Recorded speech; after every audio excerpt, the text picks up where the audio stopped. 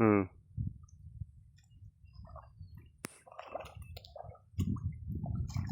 সালাম আলাইকুম জ্বালা বইয়াইয়ে জ্বালা গত বছর তো বন্যার কারণে গেছে বই খাইতে পারি না এবছর আবার বইয়াইয়ে তো হাটপাট আনিয়ে নিজে নিজে নিজে গরু নিজে মানুষ আচ্ছা দাও কোনো যেত ও বিচ্ছে কেন একুশ কাটি দিছি হুম